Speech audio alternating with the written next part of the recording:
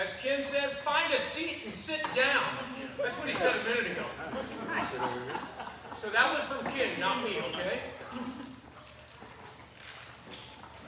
We're going to do something a little bit different tonight. Sean said you guys did not finish the last two from last week. Yes. So we're going to talk about that. But then, I don't know if any of you really realize how important Israel is, even to us. Yes. How many of you know that in the front of the church, on the left-hand side of the platform, there's a little chest, and it's for Israel funded. How many of you guys know that? Okay, it's there. If you don't know it, now you do, and it's so that if you want to give to Israel, Judy counts it every so often and sends them a check or whatever. And it's to help Israel out. And God said that He would bless those who blesses Israel. You want to be blessed? Then give. But there's so much about Israel. It's just amazing. And so, I know I cannot put it in words the way other people can. And there's some things I want you to see tonight. I have 4 videos that we're going to watch. And the last 2, Sean talked about a couple weeks ago. How many of you remember him talking about the red heifer? Yep. Anybody remember that? From Texas. Okay, there's a segment on here about the red heifer. There were some things in there I didn't realize. But then there's what they call the red heifer update. It gives you more information. So, I hope you don't get bored. If you watch it, it's really interesting. But it doesn't tell you everything. If you want to know more, you can go to YouTube and put in Israel becoming a state in 1948 and different things like that. And it's amazing what you can learn from there that we don't know. I mean, hopefully in here you're going to see it. I can't remember because I watched so many of them. The day after Israel proclaimed independence, the day after they proclaimed independence, they were attacked by 5 countries to destroy them. But guess what? They're still around. God takes care of them. And it's amazing when you look at Israel, what they have accomplished over the last few years with... No, don't turn that off. You'll go to sleep. I'm going to fall asleep. That's what we were told a while ago. Just shut these off for the screening, but the rest of you can stay awake, okay? Otherwise, I know you, Nathan. And Shannon's tired, and probably a whole bunch of other people just want to like that. But it's amazing. Go ahead. How many heifers is Israel expected to get before the prophecy? 10? They need 10 will be the last one. Okay. Now, I can't remember. I think it's been right at 2,000 years since they've done one.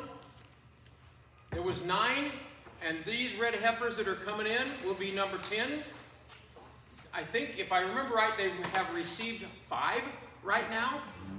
And like Sean was telling everybody that one night, they have to be about 2 years old before they can be sacrificed. So they are expecting to build the 3rd temple in about 1 year, or start on it. And they've already got so much of this stuff going already.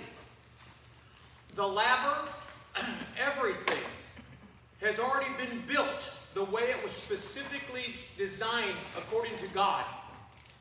The size, the shape, the weight, the correct metal, the correct wood, it's all there. So, let's read something here first to you. The number 29 that you didn't get to last week, it says, the nation Israel would be born in one day. Now, I don't think I have all that here the way I'd like to show it, but we don't have enough time tonight. But it was amazing to see how it took place. That in one day, everything fell into place, and they became a state. Even Russia, who hated them, spoke in favor of them becoming a state at the time.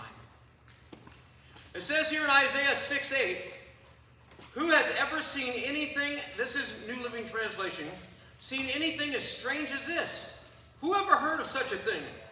Has a nation ever been born in a single day? Has a country ever come forth in a mere moment? By the time Jerusalem's birth pains began, her children will be born. And then on May 14th of 1948, Israel became a nation. Basically in one day. That doesn't usually happen, but when God's got the plan, it's going to go the way He says, no matter what you think or say. Then here, number 30, it talks about the Jews would begin to regather in Israel. We've all heard this. We know there's been gathering of Jews back to Israel over the years. Thousands of them at a time. In fact, there's a timeline, and I don't think it's on these videos. So you need to go back, when you got some spare time, look at some of the YouTube about Israel becoming a nation. It's super, super interesting. So it says here in Isaiah 11, now, okay, here's the thing you got to look back. What I just read you a minute ago was Isaiah. That's the Old Testament. Right. A couple years ago, you know. Isaiah 11. And now we're going to look at Luke 21 and Isaiah 11. Well, I'm not going to read 21. I'm just going to go Isaiah 11, 11 through 12. In that day, the Lord will reach out His hand a second time to bring back the remnant of His people. Those who remain in Assyria and northern Egypt and southern Egypt, Ethiopia and Elam, and Babylonia, Hamath, and all the distant coastlands. He will raise a flag among the nations and assemble the exiles of Israel. He will gather His scattered people of Judah from the ends of the earth. That's cool. They were scattered, and now He's going to call them all back together. So I want to get this started, and I want you to watch it. There's 4 different ones. Oh, I turned it off. It looked like it was off already.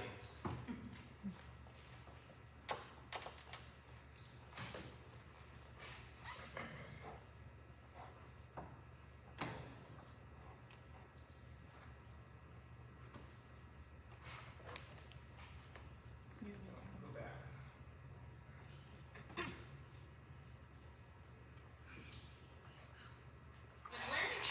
Oh, there are commercials. Sorry about that. Conflict between two very different people for the same territory. To understand its origins, let's retrace the history. This is a history lesson to begin with. On a map. The Israeli-Palestinian conflict will be explained in the following video.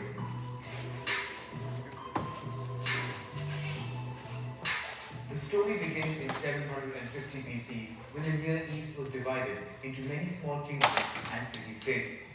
They were wedged between the Assyrian Empire to the north and Egypt in the south. Among them was the kingdom of Israel, whose people worshipped several gods, including Yahweh. In 722 BC, the capital Samaria fell to the Assyrian Empire. Part of the population then fled to the kingdom of Judah and Jerusalem, but they would be followed by the Assyrian army as they continue their expansion towards the south. The region then remains under their control for a century until the fall of Nineveh. If you look at the top, you can see what year it is. Egypt and Babylon would then compete for territories of the old empire, but the Babylonians quickly take over and project their power in the region. Jerusalem resists this new rule and rebels. The Babylonian army then returns to besiege and destroy the city. Much of the population is then moved to the capital. In 539 BC, the Achaemenid Persian Empire takes over Babylon. The new king authorizes a free passage for Judeans, prompting many to return to Jerusalem. They would then rebuild the city and organize the foundations of Jewish culture by building the Temple of Solomon and writing the Torah.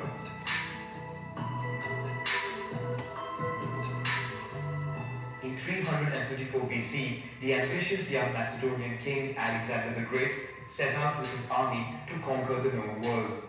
In just over 10 years, he rakes up a huge territory and builds many cities. But exhausted by conquest, he died at age 32 in Babylon without an heir of governing age. The empire was then divided by his generals into various Hellenic kingdoms. Judea came under the control of the Ptolemaic dynasty. A Jewish community settles in the new city of Alexandria, and the Torah is translated into Greek. Following a war against the Seleucid dynasty, Hellenic and Jewish culture developed friction to the point that one of the altars of the Temple of Solomon in Jerusalem was dedicated to the worship of Zeus. The traditionalist anti-Hellenic Jewish militia is organized and takes control of Jerusalem in 164 BC. The temple is restored and the kingdom of Judea becomes independent. A century later, the region was conquered by the Roman army. The Judeans would organize two major revolts against the new regime, which were violently crushed. The first revolt in 66 provoked the siege of Jerusalem, followed by the destruction of its temple. The only wall of the enclosure that survived would become known as the Wailing Wall. During the second revolt, the city was razed and a great part of the population slaughtered. This time, the Jews were forbidden a safe passage to Judea. Many migrate to Galilee and across the empire. Towards the end of the Roman Empire, Christianity was the dominant religion and Jerusalem a place of pilgrimage. The largely well-to-do Jewish community in the Mediterranean basin began to be persecuted, especially in the Visigoth and Byzantine empires. In the 7th century, following the birth of Islam, begins an Arab conquest. In some cases, Jews support the conquest in the hope of better conditions. They are tolerated by the Arabs and only polytheistic peoples are forcibly converted. In Jerusalem, the Dome of the Rock is built, making the city holy to the three monotheistic religions. The Arabs arrive on the Iberian Peninsula, which they call Al-Andalus. Here, 5% of the population is Jewish, ushering in a golden age of culture. Meanwhile in Europe, Jews are not only tolerated as people who witnessed times before Christ, but also as the sole traders between Catholics and Muslims. This allows Jews to gradually establish themselves in all of Western Europe.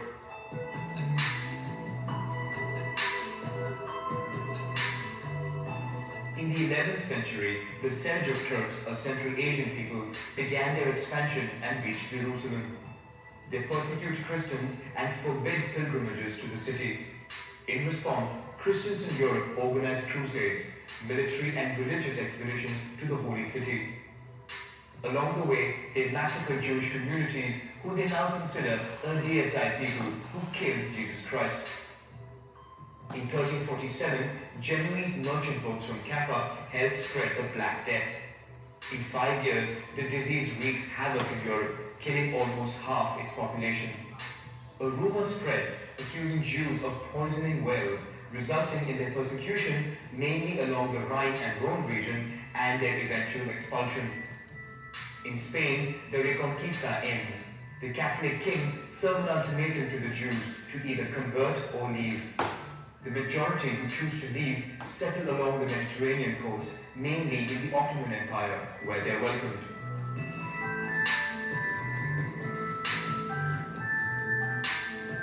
The Poland-Lithuania Commonwealth becomes a haven for Jews from Western Europe due to favorable migration policies. In the 17th century, the region boasts more than 300,000, or about half of the Jews in the world. But everything changed in 1648 with the revolt of the Cossacks' Ukrainian peasants against the nobility and the Jews. They accused the Jews of having a privileged relationship with those in power. More than 100,000 Jewish people are killed or flee the region. This episode would weaken the Polish-Lithuanian Commonwealth, besieged on all sides by neighboring powers. In 150 years, the regime falls and its territory is carved up. The Jewish community is divided and 900,000 of them find themselves in the Russian Empire where they are not welcome. They quickly become targets of attacks called pogroms, a Russian term meaning devastation. Given the lack of response from authorities, these attacks become more frequent and deadly. The Jews then emigrate to the United States and Western Europe, which in the meantime has improved their living conditions. It is in this context that the first Zionist Congress is held in Basel in 1897, contemplating the founding of a new movement for the Jewish people in Palestine. But the Ottoman Empire is fiercely opposed to the project. A few years later, the First World War breaks out. The Ottoman Empire fought alongside Germany. When the Allies were in trouble and desperately sought further support, The then British Minister of Foreign Affairs, Arthur Balfour, wrote an open letter promising a Jewish homeland in Palestine in return for Jewish support. In parallel, they support the Arab rebellion against the Ottoman Empire by promising them independence in the liberated territories. At the end of the war, the map of the Middle East was redrawn and divided up between the European powers. Palestine comes under the British mandate, marking the beginning of the Israeli-Palestinian conflict.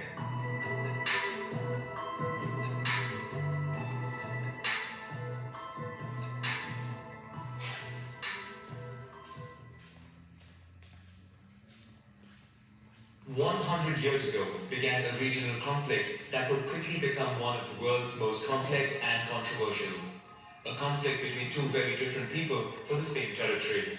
To better understand its reasons and underlying issues, let's retrace the Israeli-Palestinian conflict on a map.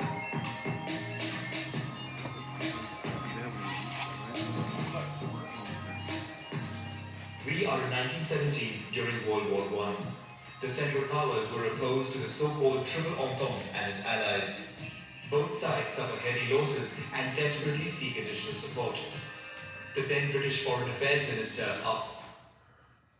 100 years ago, began a regional conflict that would quickly was complex and controversial. A conflict between two very different people for the same territory.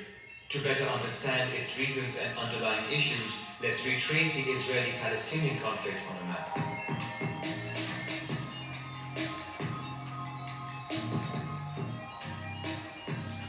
We are in 1917 during World War I.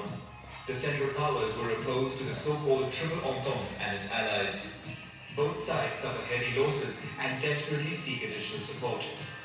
The then British Foreign Affairs Minister, Arthur Balfour, wrote an open letter promising a Jewish homeland in Palestine in return for support of the growing Zionist movement.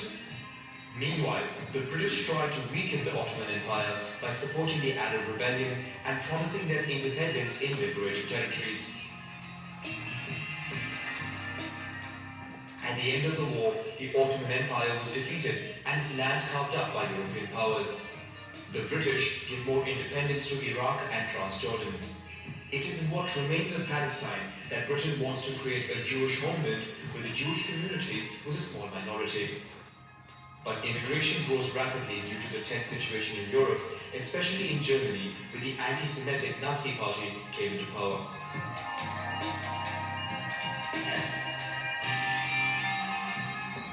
In September 1939, Germany invades Poland.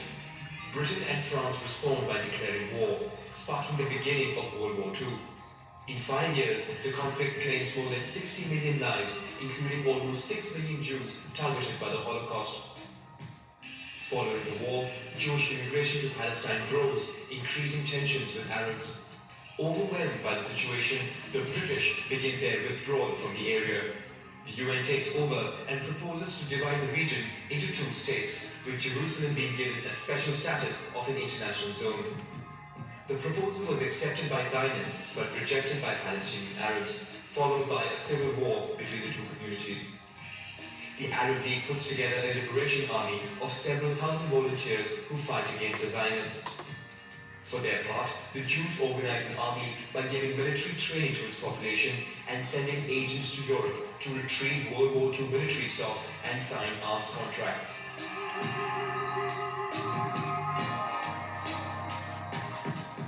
On May 14, 1948, Britain completes its withdrawal from Palestine while the Jews proclaim independence of the State of Israel.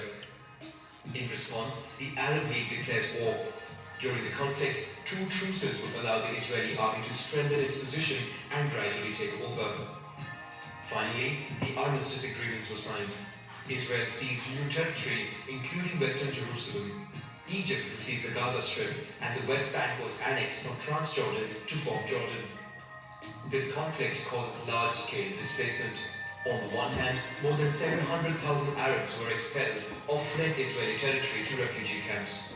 On the other, Jewish communities in Arab countries, sometimes with a history of over 2,000 years, are forced to take refuge in Israel or elsewhere in Europe. Eventually, many European Jews were reassured by the victory of Israel and chose to settle there.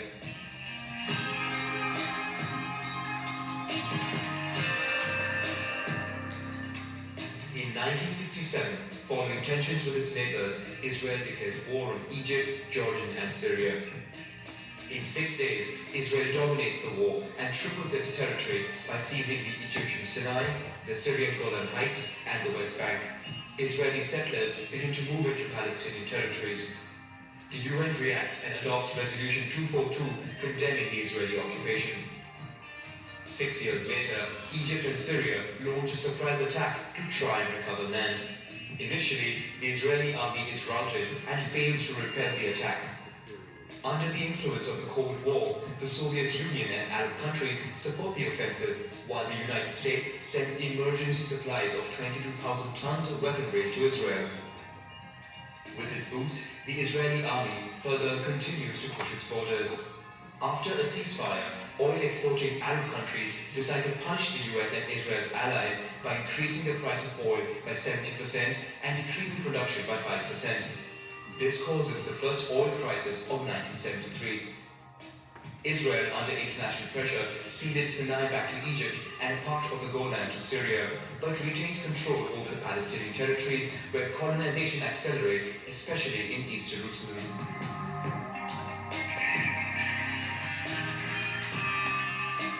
In 1980, Israel proclaims Jerusalem as its indivisible capital, but this decision was condemned by the UN Security Council. In the West Bank, tension mounts over water supply as Israel has the upper hand on resources which are unevenly distributed between Israeli settlements and Palestinian areas. In 1987, the Palestinian population rebels and takes to the streets, mostly armed with stones. This was the beginning of the First Intifada, an Arab term meaning uprising. In this context arises Hamas, a Palestinian Islamist movement fighting Israel.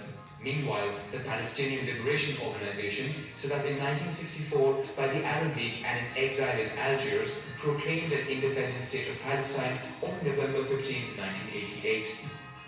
Jerusalem would be its capital, and Palestine would progressively be recognized by 136 states.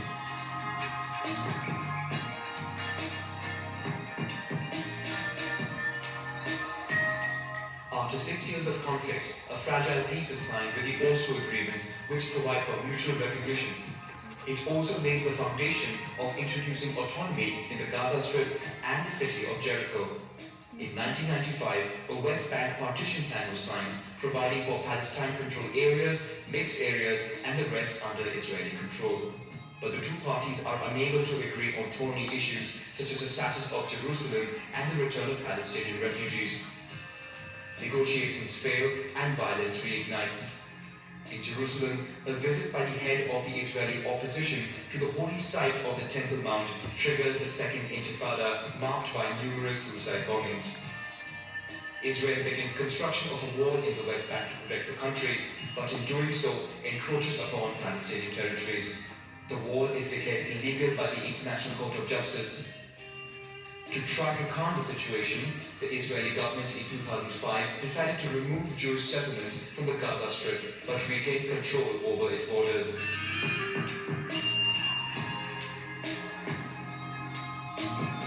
In the years that follow, tensions focus around the Gaza Strip, mainly against Hamas, which came into power. Israel imposes a blockade in the region, while Hamas regularly fires rockets into Israeli territories. Several clashes take place, and violence by both sides builds up until 2014, when Israeli warplanes pound the area and destroy 50,000 houses, 100 schools, dozens of hospitals, and the region's only power plant. The population stuck in Gaza faced a humanitarian disaster.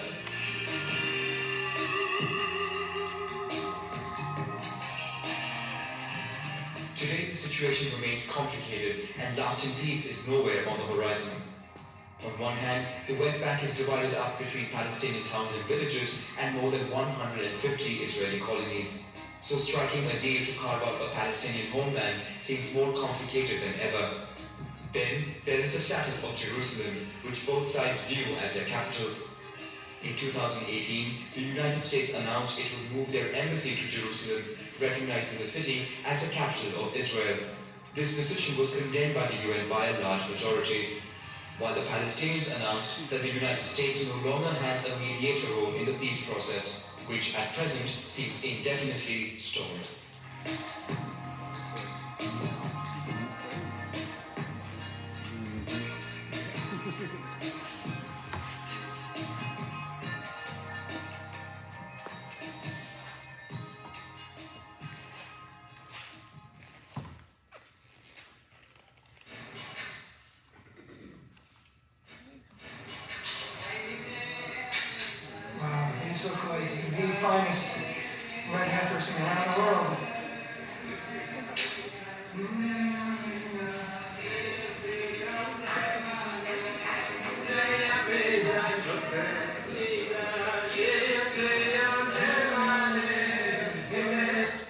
The Second Temple was a miracle of engineering and elevated Jerusalem to the true worship center for all Jews. Herod began construction work on the temple in the 18th year of his reign, around 19 BC. To avoid interruption in the temple service, Herod had all the materials made ready in advance, preparing 1,000 wagons to carry the stones and employing 10,000 highly skilled workmen. 1,000 priests were divided into those who would be the stonemasons and carpenters and given special training for this sensitive task. Herod the Great doubled the size of the previous Temple Mount and extended it to the south, west, and north. It was a gigantic structure and a wonder that attracted pilgrims from all over the world. Its glory did not last long, however, because in AD 70 the Romans, in retaliation for the Jewish revolt, decided to demolish the temple. The Romans ensured that nothing would be left of the original temple building. Massive stones that Herod put to enlarge the temple complex were now thrown down into the streets below. For centuries, the Temple Mount stayed abandoned until the Muslim conquest of the Holy Land. Today, the plaza is dominated by two monumental structures originally built after the city's capture in 661 AD, the Dome of the Rock and the Al-Aqsa Mosque. But what if I tell you that the Jewish dream to rebuild the temple is not over? There are things that are happening currently in Israel and around the world that clear out the way for the new Jewish temple. In this episode, we will talk about those fascinating preparations, the consequences of what it would mean if a new temple is built, and what still needs to happen for it to be completed.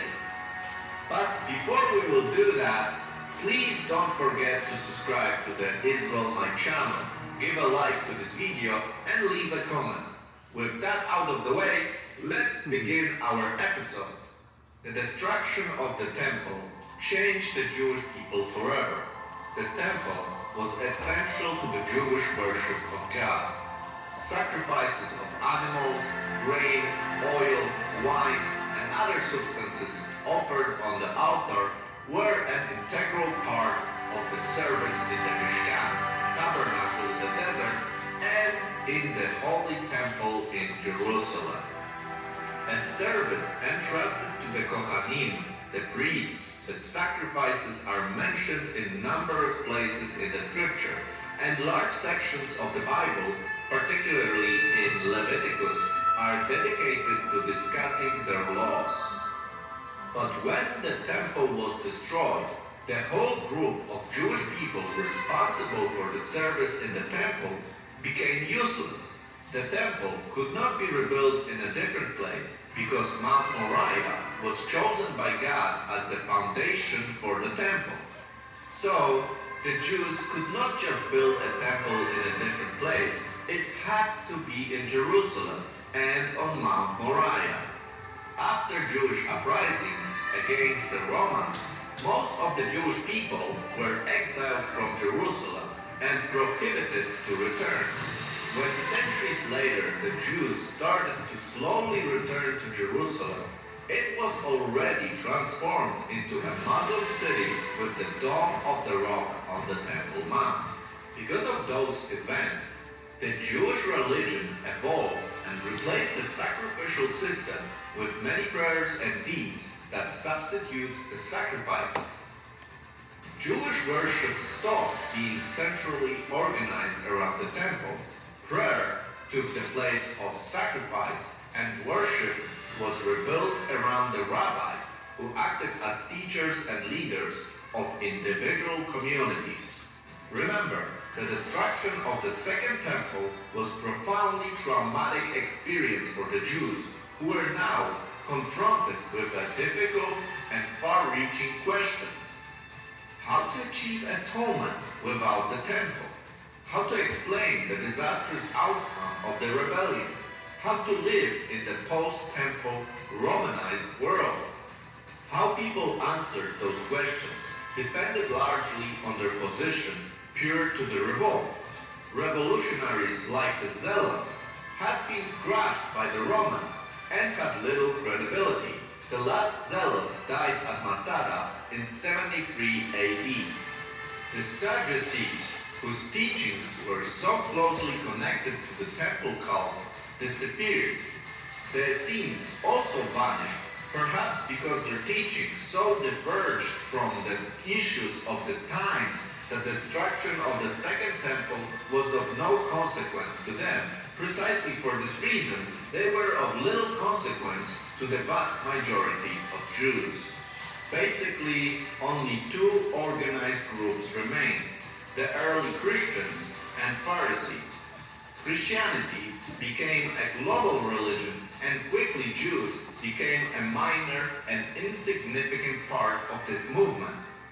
And although first Christians believed in a physical return of the Messiah to Jerusalem and the establishment of the millennial kingdom where Jerusalem and the temple will be rebuilt, later generations started to view this belief as too Jewish and replaced it with an allegorical interpretation of the prophecies that allowed them to dismiss the establishment of the future kingdom and the temple in Jerusalem.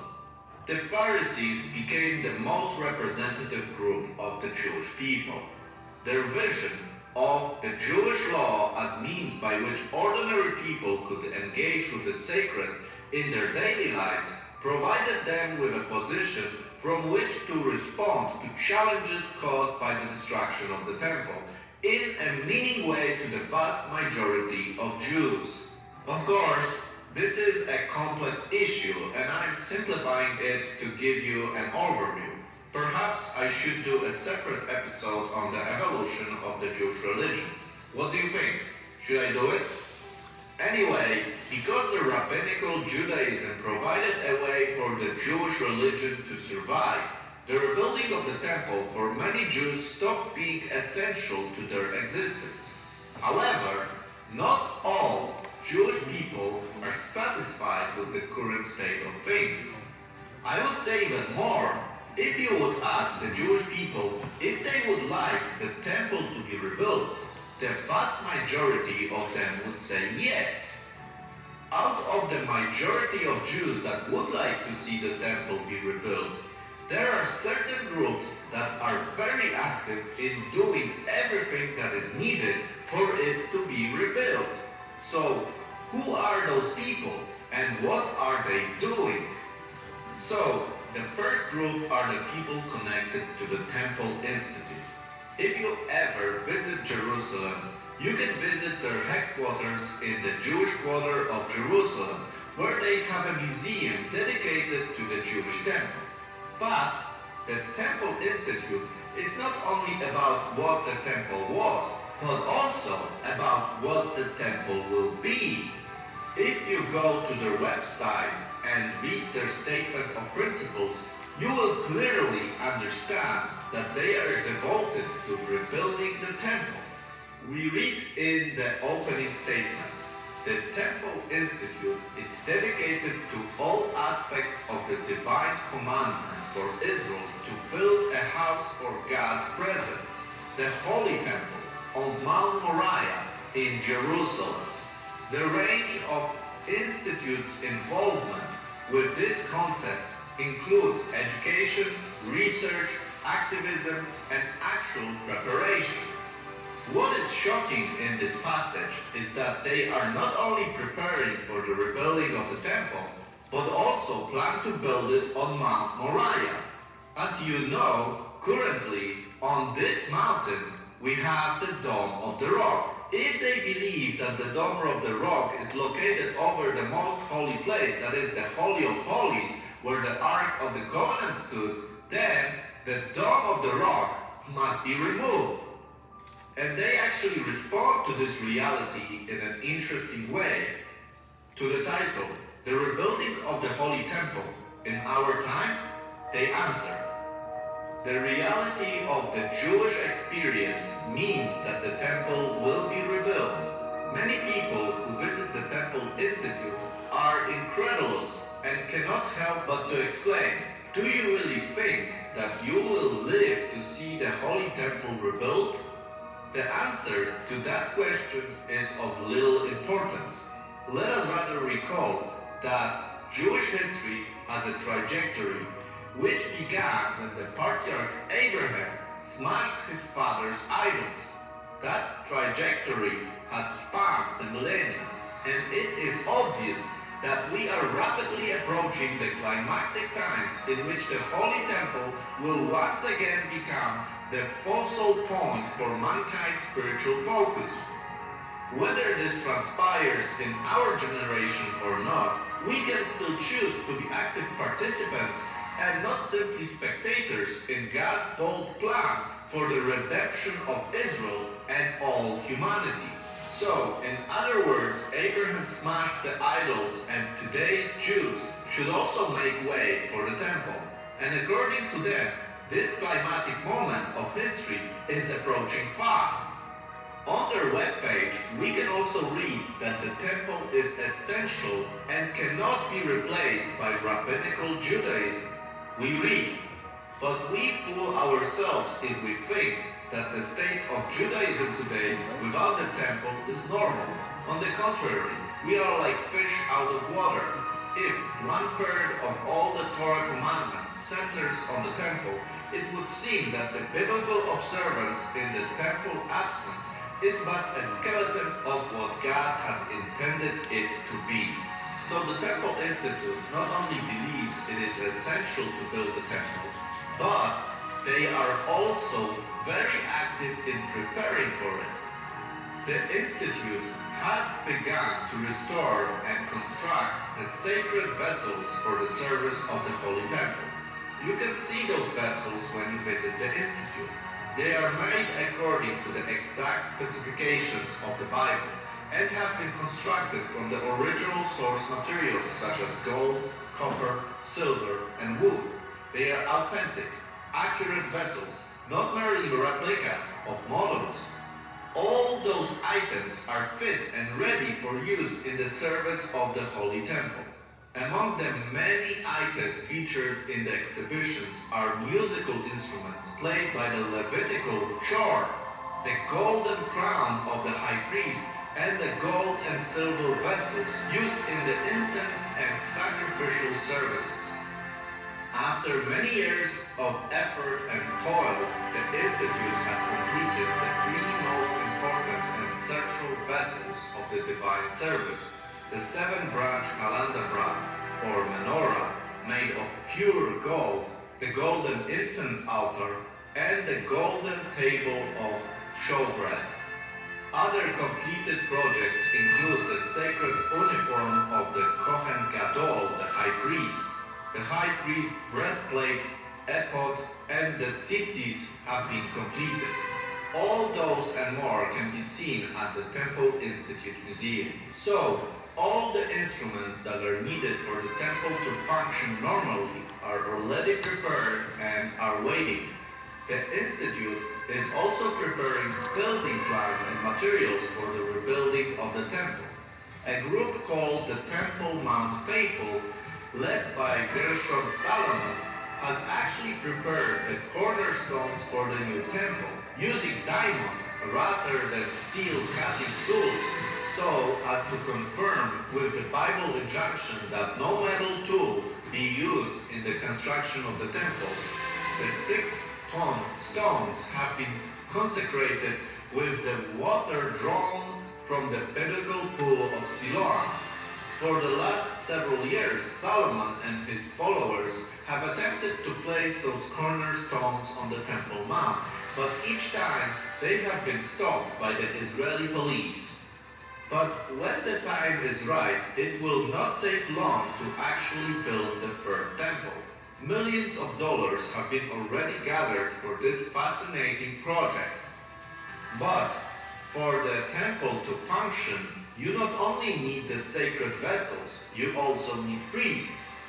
There is also another group of people who are devoted to training future priests in the temple. And so, a training program was created and called the Nesher HaKodesh Institute for Kohanic Studies, and it will include classes on religious practice and also the role of modern technology in the Third Temple. The program will be opened to Kohanim, Jews believed to be descended from the biblical Aaron, the brother of Moses. The program started with 14 students in the pilot program, but now it is expanding to accommodate several dozen. Remember, in the time of the Second Temple, there were thousands of priests who fulfilled religious duties in the temple. Today, people are being trained to perform all the duties required in the temple by the priests, including performing animal sacrifices. In 2015, the Kohanim in the training completed an accurate, authentic reenactment of the Korban Pesach, Passover offering. It is the first time in 2,000 years that this offering has been witnessed.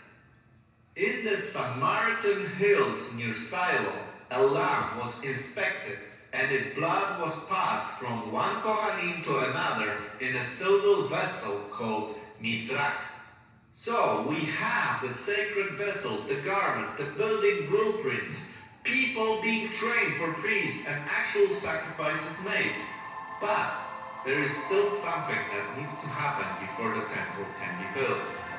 The one key element missing at this moment is the finding of the ritually pure red heifer, which is necessary to fulfill the commandment to use a red heifer as a means of purifying the altar. We read about that in Numbers 19.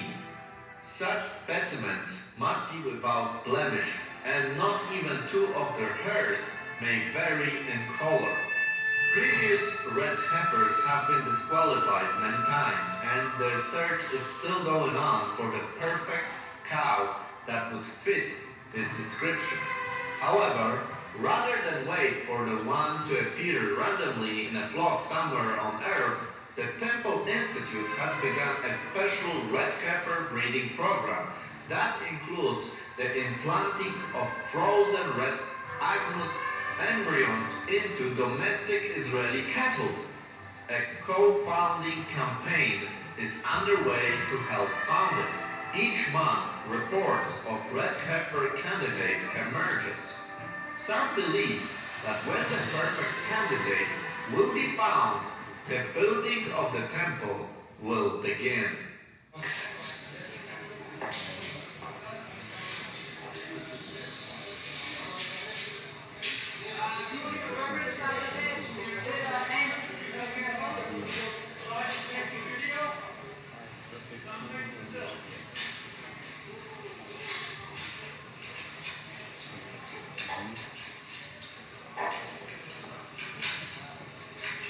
You can see that digging out and beautiful. Oh, they look perfect. They just look perfect. They look happy, content. Digging out.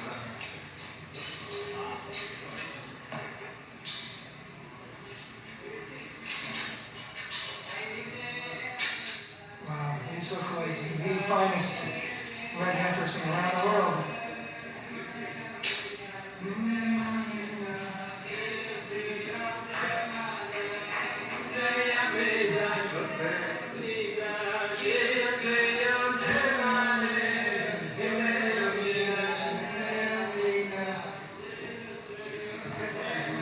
For those not familiar with this song, it's all about the Holy Temple.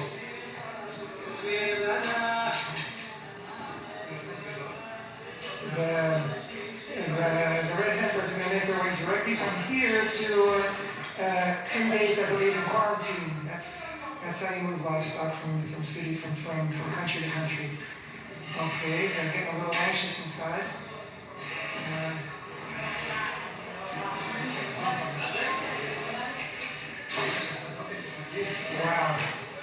really amazing. They're frightened by all the activity going on around them.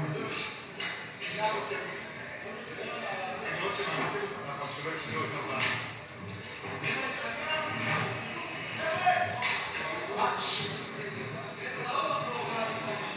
Onto that vehicle right there. The workers here trying to clear everybody away so they can make it right to the vehicle.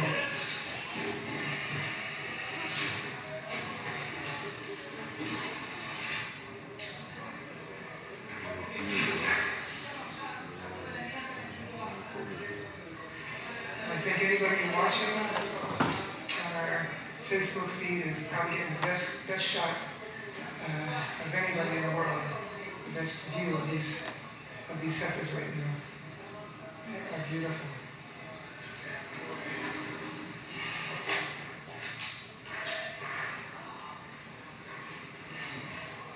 So what do you think about all of this? Do you think we are getting close to the building of the third temple? Let me know, what are your thoughts on this matter? By the way, according to the biblical prophecies, the third temple is not the millennial temple, but that's a topic for another episode. If you like this material, please give a like to this video. Also, you can support the channel .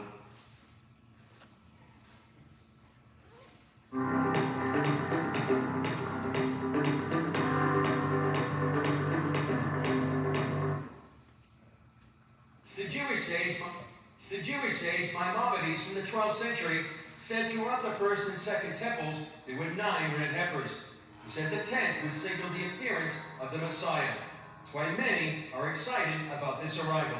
Update video on the red heifers that are in Israel. As you can see, many are excited because they think that this will usher in the coming of the Messiah. As we know, Jesus Christ is the Messiah, the fulfillment of all the messianic prophecies, but they're looking for another one, and the next man of peace, quote, man of peace that comes on the earth will indeed be the Antichrist who will fill these last days prophecies, which many of them surround this third temple, Jerusalem, and these red heifers could very well play a massive part in that. So I'll get into all of that in this video. So an update on these red heifers, as we know, they're in Israel, they've been checked out by rabbis, they meet the qualification to be used in the sacrifice, and they can be used in a sacrifice 1 year from today. Here's an article from All Israel News. Red heifer sacrifice could take place in 1 year in Jerusalem. A plot of land on the Mount of Olives has been purchased and is ready for a valid sacrifice, the first since the destruction of the second temple. It says later in the article they must stay unblemished and red in order to be sacrificed when they are older than 2 years. Currently the calves are under just 1 year of age, so this could take place within a year. And as mentioned in that article, they've already bought a plot of land opposite of the Temple Mount, Al-Aqsa Mosque, where many people think the third temple will be built. Directly across from that on the Mount of Olives, in line with it perfectly, they have that plot of land, and that is most likely where the sacrifice will take place. And when the sacrifice takes place, after that, then the third temple can be rebuilt because the ashes of the red heifer can purify the priests as well as the building of the third temple, which cannot be built until the purification process has taken place, as mentioned in Numbers 19. And they actually already even have the altar. Here's an article from 2018, Israel 365 News. Dedication of altar for third temple. On Monday, the Sanhedrin hosted the dedication of the altar for the third temple, marking the event with a full dress reenactment of the eternal offering. Here's some pictures from that. So that took place. I mean, this is completely moving in that direction. The Jewish people are absolutely moving all of this towards that taking place. And this is a huge prophetic event because it's one of the key prophetic events that happens that the Lord says, when this happens, we know the end is near.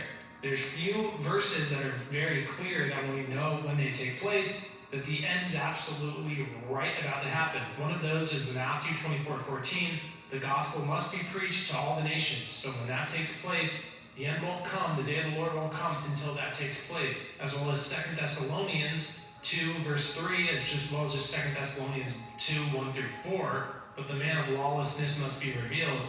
That says, now brethren, concerning the coming of our Lord Jesus Christ and our gathering together to him, we ask you, not to be soon shaken in mind or troubled, either by spirit or by word or by letter, as if from us, as though the day of Christ had come. Let no one deceive you by any means, for that day will not come unless the falling away comes first, and the man of sin is revealed, the son of perdition, who opposes and exalts himself above all that is called God, or that is worshipped, so that he sits as God in the temple of God, showing himself that he is God. As I mentioned, before the temple can even be rebuilt, this sacrifice must take place with the red heifers to purify the priest and those involved with building it. I'll play a video on that in just a moment, but first I want to play this video that just mentions that the red heifer sacrifice could take place in a year, and that, they don't even need the third temple, they just need an altar. They can do the altar on the Temple Mount, or as other Jewish people are mentioning, they just do it on the Mount of Olives. The plot of land is already built. So here's a video on that. The audio is a little bad in the beginning, but it's worth pointing out for this video. So here's that. What in the world is an interesting expression. The world has just changed in ways that people are only now beginning to feel. The red heifers have just arrived in Israel. They're still less than a year old. They have to be 2 years old in one day. But when they are 2 years old in one day, we get the red heifer ceremony, and that will allow us to begin the temple service in completeness. We don't need the temple to do that. We just need a small altar in the proper space on the Temple Mount. And when we begin the temple service, then it can become a house of prayer for all nations. And that's what we're all waiting for. So that was taken at the airport when the red heifers arrived. As you can see, the Jewish people, they really believe that this third temple, when it's built, that it's going to be a temple and a place of worship for all nations. I've mentioned that in many third temple videos, which I'll leave in the description, but they're just very open about saying all religions, all people are going to come here. It's just very reminiscent and very much sounding like how the Antichrist is going to take over, be a man of peace. He will sign a peace treaty with Israel and in the Middle East, causing war to end. That will eventually be broken. But this just all sounds very much like this one world, all falling under the one government, the one monetary system, this one world order that's...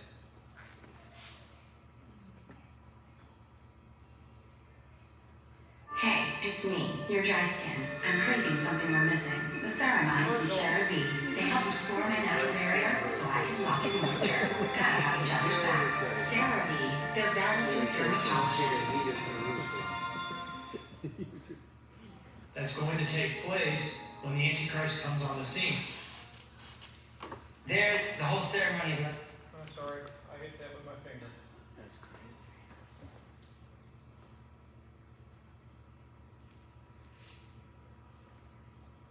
One government, the one monetary system, this one world order that's going to take place when the Antichrist comes on the scene. When you tie that they're thinking that way in with the Bible prophecies, that's going to be a one world system, it just really sounds like the fulfillment of 2 Thessalonians 2 of the third temple, and the Antichrist being in the third temple really will be for a physical third temple. Here's a clip from a video that came out September 24th from the YouTube channel In Grace, in ties to this whole red heifer thing, and it's just got some good info in it, just in reference to this third temple being built and the importance of having the red heifers to be sacrificed first. So here's that clip.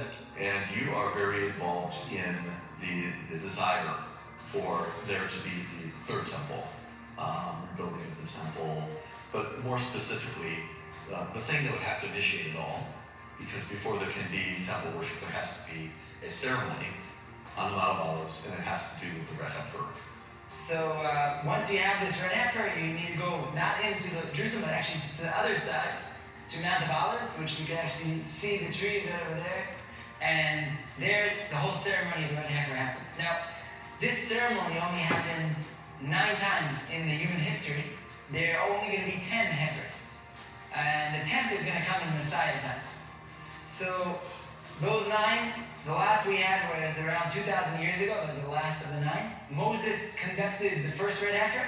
Basically, once you have the red heifer, you then do the ceremony, then you have ashes from the red heifer. And what you need to do is you need to take the ash and sprinkle it on people that are impure. We have different levels of purity, and when you come up to the Temple Mount, you need to be at the highest level. So this has been something that we've been lacking and missing, and we're ready for the red heifer to come back in our times.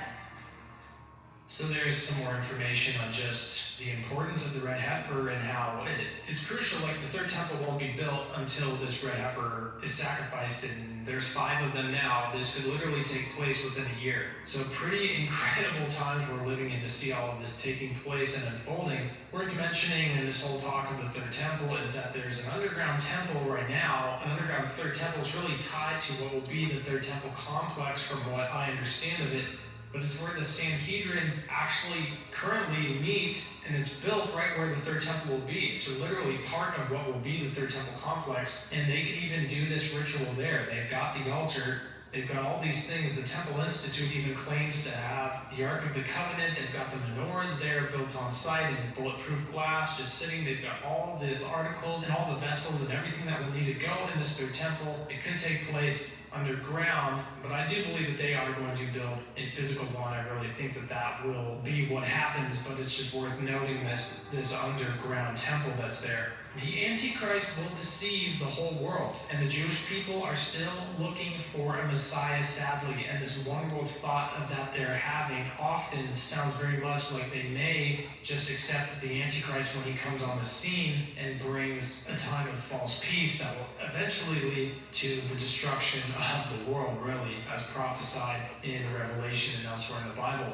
Daniel 11:36-37 says, "And the king shall do according to his will, and he shall exalt himself and magnify himself above every god, and shall speak marvelous things against the God of gods, and shall prosper till the indignation is accomplished. For until that is determined shall be done, neither shall he regard the God of his fathers, nor the desire of women, nor regard any god, for he shall magnify himself above all."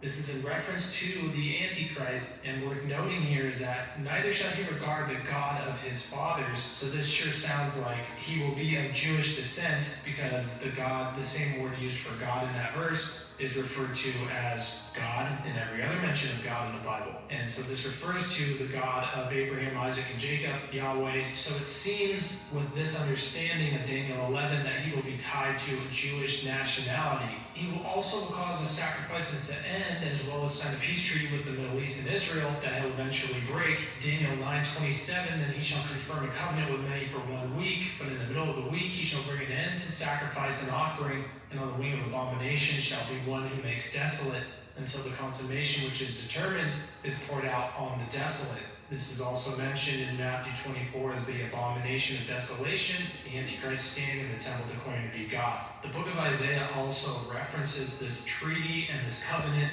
in Isaiah 28:18, that it will lead to great destruction, and that verse says, "Your covenant with death will be annulled, your agreement with the realm of the dead will not stand. When the overwhelming scourge sweeps by, you will be beaten down by it." Also worth mentioning is how much of Bible prophecy is actually in reference to Jerusalem. In my last video that I just posted about prophecy unfolding in Israel with the two-state solution, and how that is an absolute huge sign of dividing the land in Bible prophecy if that actually goes through. Something interesting worth noting on that was one of the last times that was really pushed forward, a two-state solution.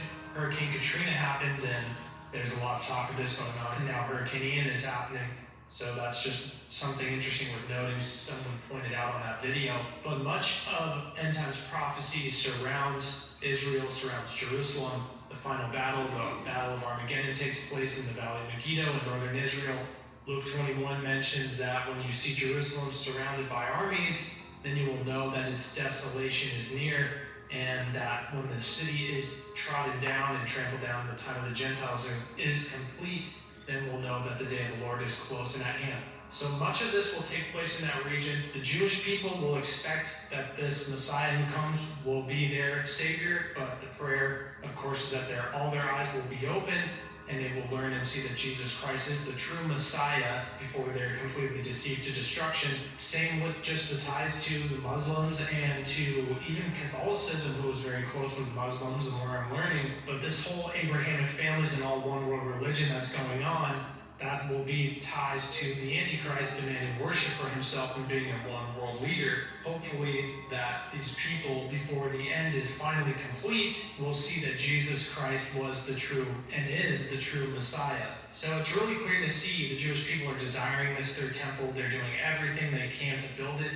it seems that these things are moving in that direction in pretty much every area for the third temple to be built and for this to take place. The red heifers are a huge part of that. It will lead to the third temple being built and the Antichrist to declare himself to be God, as referenced in 2 Thessalonians 2, verse 4. And yes, the temple cannot be built until the red heifer is purified. So it's a huge thing, and that could happen in a year from right now. They'll be old enough to do that in just 1 year from today. So amazing times to be alive, incredible to see. I have a few more third temple clips that I have pulled up, just didn't really know where to incorporate them in the video. I find it very interesting. I think after watching this, one of the things that really got me is that red heifer cannot have two hairs that are different in color or shade. And if you notice the one guy, I've used him before, it's like a flashlight, but it's got a great big magnifier on it, and he's looking at all the hairs. I'll guarantee you that he's not color blind or shade blind, because otherwise he'd be in deep trouble. But can you imagine it? We're looking at things that are happening. 2,000 years ago was the last sacrifice of the red heifer. And they have now red heifers that will be ready for sacrifice in about a year. And then they can start building that third temple. Have they been trying for 2,000 years to get a perfect heifer? I don't understand. They've been looking, but there haven't been any. And now there is. Because they think they're forcing the Messiah to return, and they've waited 2,000 years to start doing this? They've been waiting 2,000 years for their Messiah to show up. Yeah. Because the one that did show up, they don't claim. Right. They claim he was a great teacher, he was Jewish and things like that, but they don't claim him as their Messiah. So they're waiting for the Messiah, so now the devil will take over and go, oh, I'm going to give you your Messiah. And that's when the Antichrist comes in. And they're going to accept him because they've been waiting all these years for him. This has got to be him. Look, we've got peace. And the peace is going to last, it said, half of a week, which is 3.5 years. They're going to have the peace they've been wanting. So, is this guy 100% perfect with some of the prophecies we're talking about? I don't know. But I do know this. They want to build a third temple. They've got the place to build it. They've already got a place to do the sacrifice in about a year or a little bit less now. We are getting that much closer to the end times. And that's kind of what we're all talking about in these Wednesday night Bible studies. And I just thought this was kind of cool, and they can explain it a whole lot better than I can. Because they've got the red heifers. They're showing how they had to be quarantined for 10 days because they came from another country, which was the United States that sent them the red heifers, from what I've read. United States has always been kind of on the side of Israel. In fact, I think I remember seeing something years ago where, was it Golda Meir? She called President Nixon, I think it was, and said, if you don't help us now, we will die. And the United States helped them, and they won the war. It is so interesting to see how small Israel is compared to everybody else around them. And I think the last time I read, they had like 6 million people there now in that little place. And if you look at some of the things, it's like people walking in New York. They're all against each other walking around. But God has protected his people, which amazes you because they have rejected him. They didn't reject God, they rejected the Messiah. And they're still waiting for him. Now, I have known a few born-again Jews, and one of the greatest things you can ever do is if you make friends with a born-again Jew, sit down and talk to them. Yes. To learn some of the stuff that they can teach you is just amazing. I mean, I even had one of the guys that tell me about the woman who went around the room looking for what she lost, and she was doing this stuff. He explained it all, and it's like, whoa, that's so cool. So it is just neat to find a born-again Jew that you can speak to.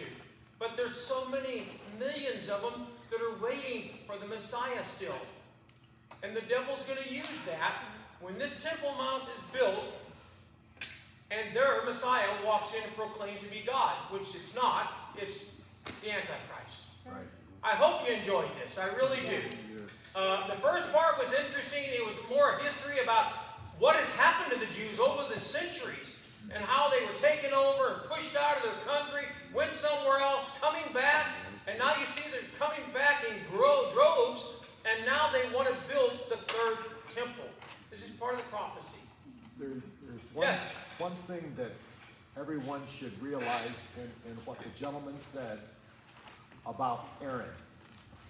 There is no descendant from Aaron. The next thing you learn in the Levitical, in the priesthood, if like the gentleman said, they're training people. They're training them. Everyone should realize, well, if they're training these people, well, where is the priest? They don't have one. Therefore, it's false. Yes, the outside world is looking for something. Yeah. It's Jesus, but they don't accept it. Exactly. And you could already tell, like you said about the heifer, if they don't have the priest, they don't have the heifer. If they do have the heifer, it's an abomination unto God. But what did he say a while ago? Once the second temple was destroyed, their job was useless. They didn't need them anymore. Right. And it's been 2,000 years. But you can see how things are falling into place. Yes. And we can see that, whoa, what could happen in about a year? They could start building that temple. But they have to destroy that one first. Yeah. And that's why they brought up the thing about Abraham went around and destroyed all the idols. Well, they have to destroy this idol in a sense so they can build on top of it. And Yeah. you heard that the museum has all this stuff already ready. It's ready to be used. It's behind bulletproof glass, and it's there to be used when it's necessary. Isn't that Golden Dome part of the Muslim faith, though?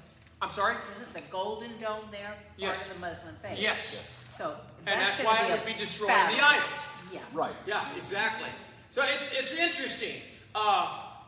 Go home if you want to. There's a whole bunch of information on YouTube. Check it with the Bible as you watch it, read it, double check. But it's amazing because we know that all of this relies on Israel and Jerusalem and all this stuff. So it's pretty cool. It really is. But I hope you enjoy. But it opens your eyes. Yes, it does. Jesus is coming. Yes. And they're waiting for him, but the wrong one. Right. That's the problem. And it's really neat, like I said, to meet a born-again Jew because they have realized, wait a minute, he was the Son of God. He was the Messiah and is the Messiah that we were waiting for. And when you meet one of the born-again Jews, it's like, this is neat because now you're getting what you know about Christianity and what you didn't know about their feasts, all the stuff that they did. They can explain this stuff to you. It's really, really interesting. So God bless you. See you next Wednesday.